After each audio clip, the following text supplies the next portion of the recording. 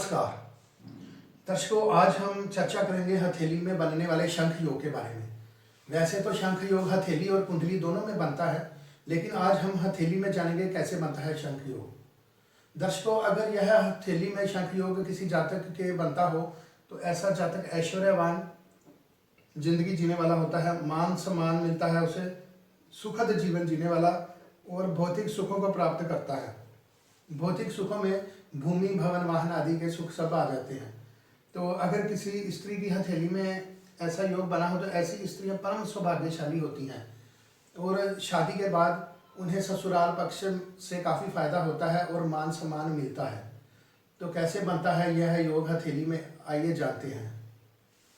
अगर ये जो जीवन की लकीर है हथेली में, इसने शुक्र के पर्वत को पर्याप्त मात्रा में घेरा हुआ होना चाहिए और शुक्र का पर्वत फूला हुआ होना चाहिए।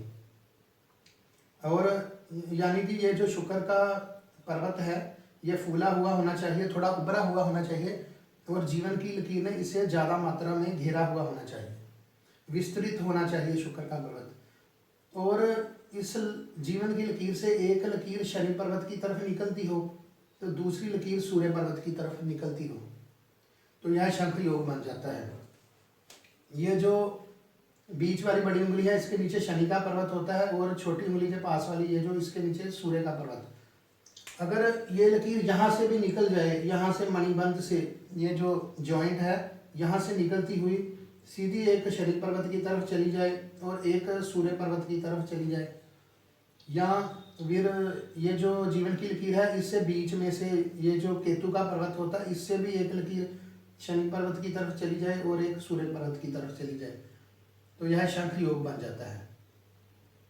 मतलब कि लकीर जो है वो यहाँ जीवन की रेखा से भी निकलती हुई यहाँ पर पहुँचनी चाहिए कहीं से भी, या फिर यहाँ मणिबंध में से यहाँ से भी निकलती हुई शनि पर्वत पर चली जाए, या फिर यहाँ केतु पर्वत से यहाँ से बीच में से यहाँ पर एक सूर्य पर्वत की तरफ और शनि पर्वत की तरफ कहीं से भी अगर लकीर निकलती हुई इन पर्वतों पर जाती है तो यह शंख योग बन जाता है।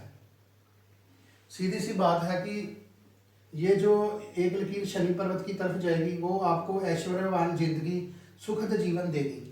और क्योंकि शनि सुखद जीवन और ऐश्वर्यवान जिंदगी का कारक, और दूसरा जो सूर्य, एक लकीर सूर्य पर्वत की तरफ जाएगी तो सूर्य होता है मान सम्मान यश कीर्ति का कारक।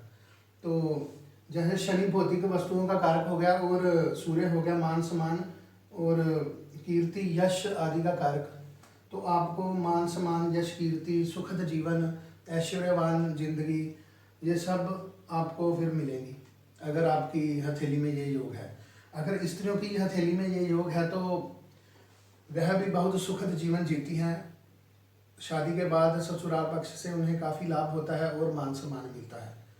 तो दर्शकों, आज हमने शंख योग के बारे में चर्चा की। अगली वीडियो में हम किसी और योग को लेकर आएंगे। आज के लिए बस इतना ही। अगर आपको हमारी ये वीडियो पसंद आई हो तो आप इसे लाइक और शेयर करें और हमारे चैनल को सब्सक्राइब कर सकते हैं। आज के लिए बस इतना ही, पुनः मिलेंगे, तब तक के लिए